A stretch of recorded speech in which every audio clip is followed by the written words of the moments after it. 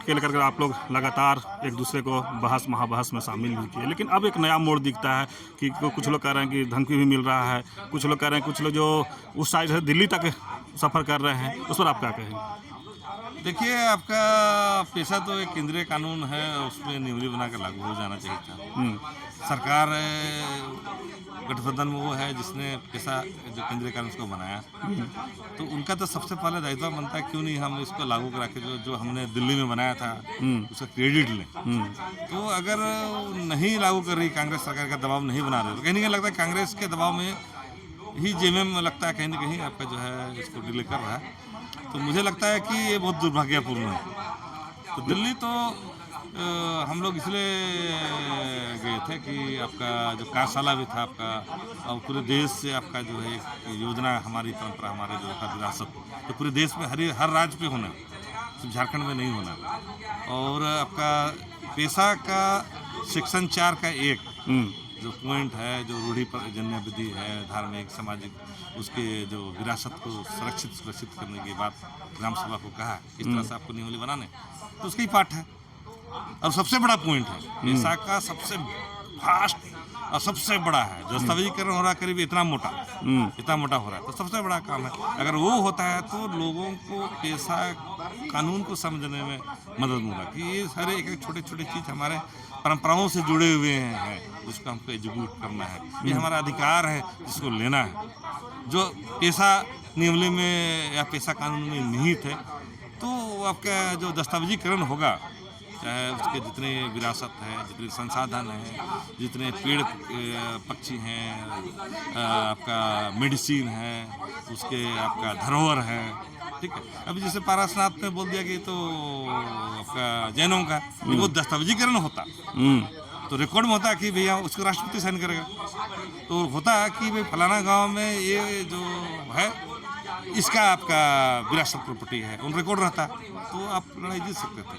तो लिखित बहुत सारी चीज़ें हैं जिसकी वजह से ये आधुनिक युग में लोग अपनी परंपराओं को भूल रहे हैं, गानाओं को भूल रहे हैं, ठीक है। तो आने वाले पीढ़ियों के लिए जो है और भी मुश्किल हो सकता है।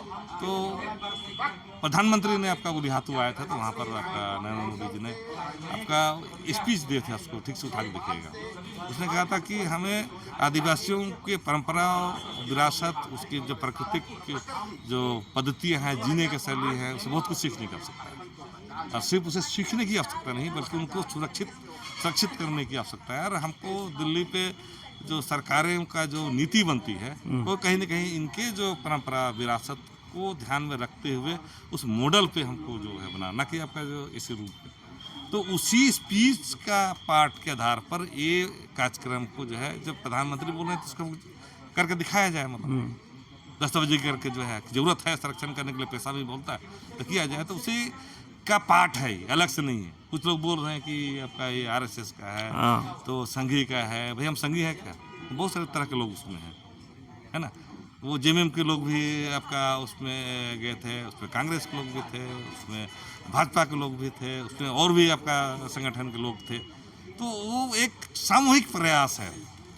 हाँ, आपका अगर संख्या, अगर मान लीजिए कुछ आपका जगह है आरएसएस का 2-4 ज़्यादा हो गया था, आप ऐसे नहीं बोल सकते, क्योंकि वो समन्वय बनाया इस मुद्दे पर कि मुझे ज़रूरत है, चाहे संघी है, चाहे आरएसएस के हैं, तो जो भी है, लेकिन उन्हें एक समन्वय बनाया कि हमें आने वाले समय के लिए इस विरासत को सुरक्षित रखना है, परंपरा को हमको लिखना है और आने वाले पीढ़ियों को जो है सबूत करना है।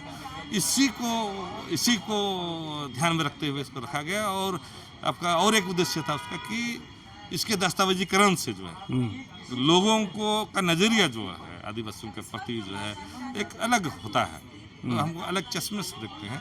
तो ये दस्तावेजीकरण हो जाने से उनको पता चला एग्जैक्ट इनकी जो सांस्कृतिक है, परंपरा है, उनकी जीवन शैली है, सरल, कितना समृद्ध है, कितना एडवांस है जो आज की दुनिया में, तो उनका नज़रिया आपके प्रति बदलेगा। तो ये सारे आपका मकसद था आपका, ये आपका हमारी परंपरा, हमारे विरासत तो कहीं ना कहीं आपका जो इंजाम लगाते संघियों का नहीं, क्योंकि ये पूरे देश में होने, सिर्फ आपका जो है आपका झारखंड में नहीं होने। झारखंड आपका पहला स्टेट है, इसके बाद बाकी सभी आपका राज्य में होने। लेकिन दादा निशा उरांव को जो हटाया है सरकार, लोग कह रहे हैं कि पेशा में कहीं ना कहीं वो भी थे, इसलिए उसको हटा दिया गया है। उस पर आपका क्या राय है? हटाया नहीं, उनका आपका डिप्यूटेशन में आया था और ये आपका अगस्त शायद उसका आपका लास्ट आपका अगस्त तक उसका ये था। तो सरकार आपका अगर एनओसी जो अगर कोई सेंट्रल से आता है तो राज्य सरकार उसको एनओसी देती है, ठीक है ये आपका काम कर सकता है हमारे राज्य पे। तो अगर एनओसी कैंसिल किया होगा तो फिर निर्णय केंद्र सरकार लेती है। हाँ, ठीक है, अगर केंद्र सरकार चाहती है तो उसको बोल सकता था कि नहीं आपका इसको 5 महीना और कंटिन्यू करने दो।